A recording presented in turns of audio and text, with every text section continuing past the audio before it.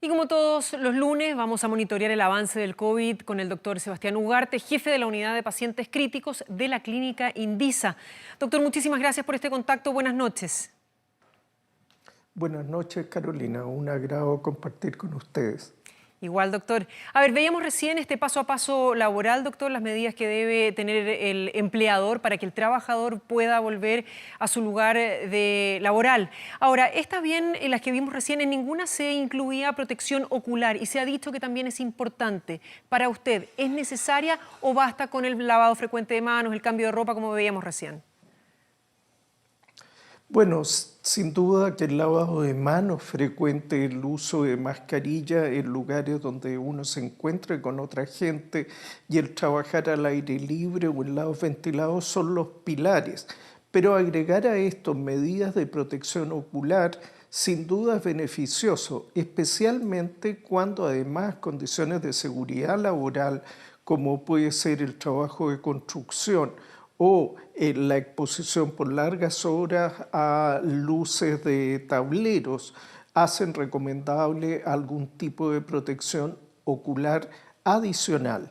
Esto no ha sido tan enfatizado en las recomendaciones internacionales o nacionales, pero sin duda sería un elemento que sumaría y en nada restaría las protecciones ya recomendadas. Doctor, la semana pasada hablábamos de la cantidad de vacunas que están en desarrollo, pero hoy, en una conferencia de prensa, la Organización Mundial de la Salud dice, ojo, puede que la cura para esta enfermedad nunca llegue. Eso desanima, pero ¿qué tan cierto lo ve usted? ¿Cómo ve usted el desarrollo de estas inoculaciones posibles más adelante? Bueno, la verdad es que lo que está haciendo la Organización Mundial de la Salud es advertir que esta pandemia puede tener sucesivos brotes por un periodo de varios años todavía y que si llegáramos a contar con una vacuna eficiente contra este virus, requiere un tiempo de desarrollo considerable. Que se inicien los testeos de fase 3 no significa que ya hayan terminado, ni menos que sus resultados hayan sido positivos. Entonces, después de que tengamos algún día resultados positivos, se debe contar además con suficientes vacunas e inmunizar a la población para poder acorralar este virus. Mientras se trabaja en esa línea, también debe trabajarse para el escenario alternativo, que una parte de la población no va a alcanzar a ser vacunada en los meses o años siguientes, y debemos estar preparados para otras medidas que confinen la enfermedad, eviten la propagación o tratamientos que en los casos que se van a seguir produciendo aminoren las pérdidas de vidas humanas y los días de hospitalización y de enfermedad grave. La responsabilidad de las organizaciones de salud y de los médicos y científicos del mundo es no solo buscar una vacuna, sino también desarrollar modelos de contención epidemiológico y de tratamiento médico paliativo o curativo. Doctor, y así como esta noticia nos podía bajar un poco la moral respecto de lo que viene, hay otro estudio publicado por la revista Nature que se realizó, si no me equivoco, en Alemania, en la cual se demuestra que personas que no han tenido contacto con el virus sí tienen una cierta respuesta inmune en sus células T. Pero, ¿cómo se puede explicar esto? ¿Es tan parecido un coronavirus frente a otro?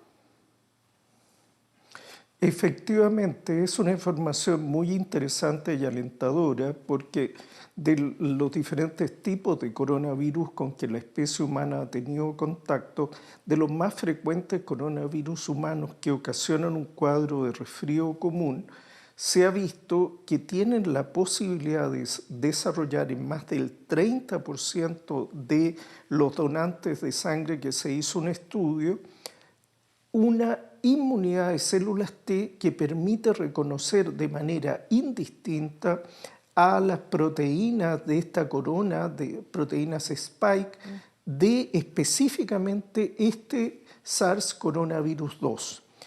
Las personas que han hecho la enfermedad desarrollan inmunidad celular sobre el 80%, pero quienes no habían hecho la enfermedad tenían inmunidad en más del 30%. Este dato, que todavía hay que generar más investigación al respecto, viene a dar una luz de esperanza que una parte de la humanidad podría haber desarrollado algún tipo de inmunidad celular. No sabemos qué tan efectiva, pero algo hay contra este coronavirus antes de la aparición de esta pandemia en diciembre. Doctor, ¿pero esto quiere decir que esas personas nunca tuvieron la enfermedad o que fueron asintomáticas? No, hay una parte que tuvieron la enfermedad y que tienen desarrollo de inmunidad celular, pero hay otra parte que nunca tuvo la enfermedad, nunca la tuvo, e igualmente tienen inmunidad contra diferentes coronavirus y contra este coronavirus en particular. Eso posibilita que una parte de la población de diferentes países, esto fue hecho en Alemania, en la Universidad Técnica de Berlín, pero suponemos que lo mismo ocurre en otros países, una parte de nuestra población seguramente va a tener mayor capacidad de respuesta frente a esta enfermedad y otra parte no tiene esa capacidad de respuesta. Doctor, y si seguimos con los últimos estudios que se han registrado, la capacidad de niños menores de 5 años de tener una carga viral muy alta respecto de los niños hasta los 17, ¿qué determinó ese estudio y por qué hay que tener tanto ojo en eso? Este estudio es muy interesante, un estudio realizado en Chicago en pacientes sintomáticos de diferentes edades hasta los 65 años y se vio qué tan rápido los termocicladores de la reacción de cadena de polimerasa llegaban a expresar la cantidad de virus. Y se vio que en términos generales los niños de 10 años o más o de más de 5 años tenían una cantidad de partículas virales en su nariz y en su faringe muy similares a las de un adulto. Pero los niños menores de 5 años, sin embargo, tenían una cantidad de partículas virales mayores que los niños mayores, que los adolescentes y adultos. Es decir, es menos frecuente que niños pequeños hagan una enfermedad sintomática, con fiebre, malestar y todo.